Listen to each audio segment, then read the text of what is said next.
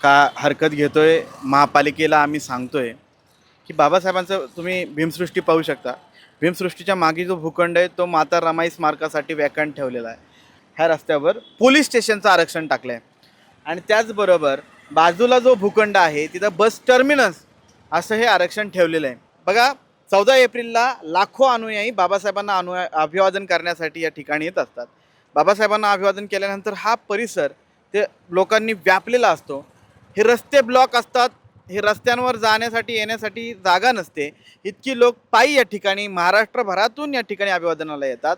त्याचबरोबर या ठिकाणी या मैदानावर अनेक महापुरुषांच्या प्रबोधनाचे कार्यक्रम या ठिकाणी होतात. अनेक राजकीय सभा होतात. अनेक आंदोलनं होतात. हे सगळं होत असताना ही जागा महत्त्वाची असताना शहराच्या मध्यवर्ती ठिकाणी एकमेव मोकळे ठिकाण हे स्मारकाच्या भीमसृष्टीचा परिसर आहे.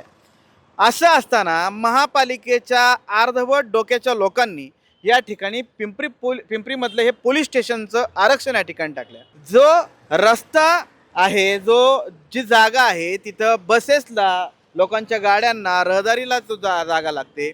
अनेक लोक जुलूसला असतील, आंबेडकर जयंतीला असतील, अनेक महोत्सवाला असतील, त्या इथे ठिकाणी येतात. जागा अपुरी पडत असताना या ठिकाणी पोलीस स्टेशन करण्याचा घाट कशासाठी? संत तुकाराम नगर पोलीस स्टेशन अगदी 1 किलोमीटर 1.5 किलोमीटरच्या अंतरावर आहे. चिंचवडला पिंपरी पोलीस स्टेशन आहे जे 2 ते 3 किलोमीटरच्या आत रेडियसमध्ये आहे. मग एवढ्या जवळजवळ 2 पोलीस स्टेशन असताना या ठिकाणी पोलीस स्टेशनचं आरक्षण ठेवण्याचा घाट का? या ठिकाणची ही जी जागा आहे, मोकळा भूखंड आहे, तो बिल्डरच्या घशात घालण्यासाठीचं जे प्रयोजन चालू आहे ते हाणून पाडण्यासाठी आम्ही आंबेडकरी अनुयायी, आम्ही सर्व पक्षीय लोक रस्त्यावर उतरण्याच्या तयारीत आहोत की हे जे आरक्षण टाकलेलं आहे पोलीस स्टेशनचं ते आरक्षण आम्हाला नकोय. ही जागा जशी आहे तशी भीमसृष्टी परिसर म्हणून आम्हाला हवी आहे आणि हा स्पेस पूर्ण मोकळा हवा.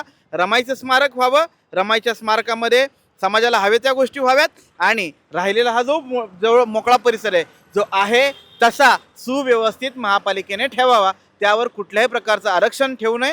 ही मोकळी जागा ही फक्त भीमसृष्टी परिसरासाठीची मोकळी जागा म्हणून महापालिकेने घोषित करावी. अन्यथा आम्ही सर्व पक्षाच्या वतीने, सर्व अनुयायांच्या वतीने महापालिकेवर मोठा मोर्चा काढू आणि त्याचबरोबर जास्तीत जास्त हरकतींचा पाऊस आम्ही महापालिकेवर पाडणार आहोत.